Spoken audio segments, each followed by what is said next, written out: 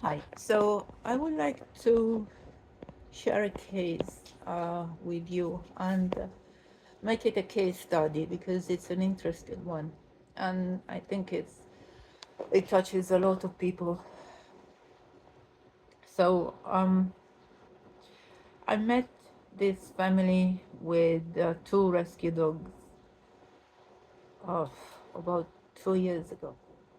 One of the rescues um, had some serious anxiety issues, and we spent a lot of time doing one-to-one, and then going out with the pack and so on. And she was coming along really, really, really well. She was playing with the pack, really having a good time. And and then the family moved to a much bigger house, and with uh, a decent garden or decent outdoor space, and and then all the outings with us stopped.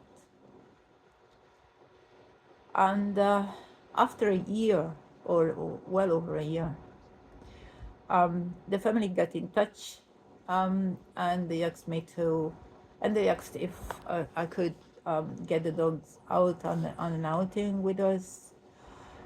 And I said, okay.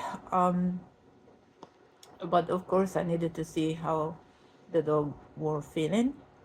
And and they said, okay. So on that day, I went to collect the dogs, and one of them was fine, as I knew he would be. But obviously, the female with the anxiety issue wasn't. And that is normal. Just because you spend years doing work with an anxious dog, it doesn't mean that you can stop suddenly and then pick it up years afterwards and expect the dog to be okay. It doesn't happen that way. And if you think about it, it doesn't happen with people either. Um, so, but the family um, um, was really surprised by the dog um, being difficult, and being unhappy coming out with us, because she was always happy to come out with us. So just because if let's take it from the time that they moved. So first off, the way I do it, the way I've always done it, and the way I will continue doing it is whenever I have to make a big decision, I always consider the dogs, because they are part of the family and they will come with me. And there will be changes for them if we go somewhere different. I have to factor that in. How am I going to introduce them to the new changes? Are they going to be all right with the new changes? All this has to be factored in.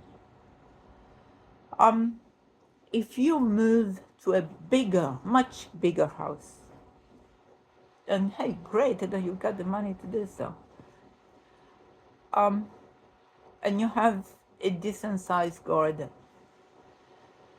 and you have two dogs, you have to consider, first of all, that a garden is never enough. I made a post about it, and dogs need to go from A to B. Just spending time in the garden, especially for anxious dogs, or sociable challenge dogs, and so on. It's paramount that they go out, meet other people, meet other dogs. But even for dogs who are socially okay, if they spend their whole entire time, years on years, in the garden, they're going to become anxious. They're going to become anxious around other dogs. They're going to become anxious around other people.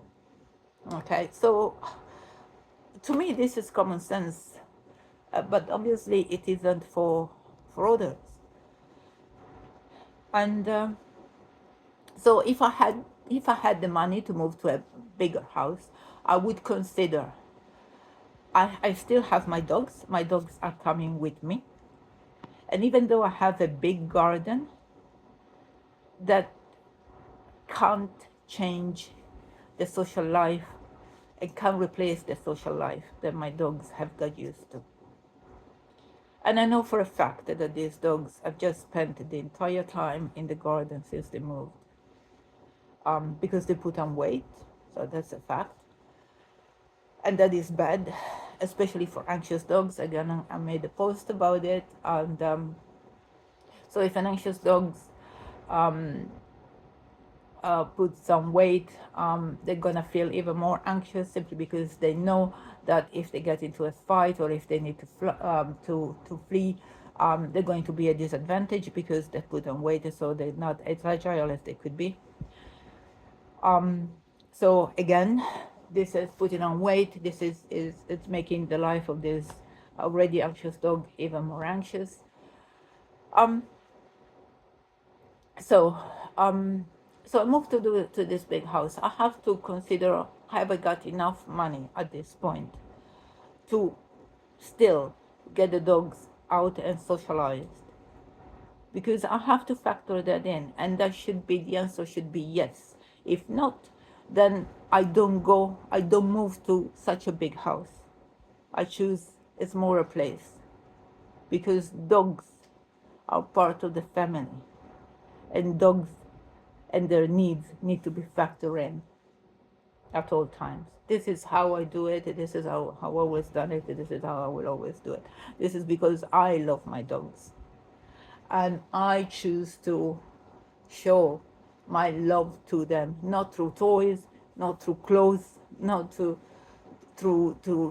treats, but through meeting their needs and being able to meet their needs and factor in their needs in all my choices. So this is something for you to consider and to think about, because there are a lot of anxious dogs out there.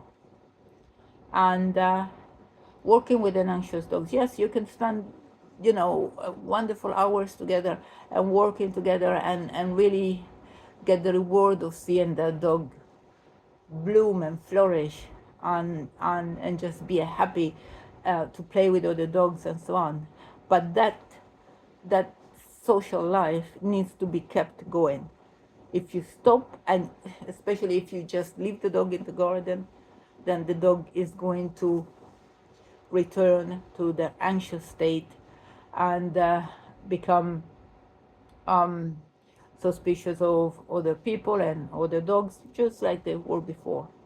So all the work that you put in, it goes out the window or into the garden, and then you have to start all over again.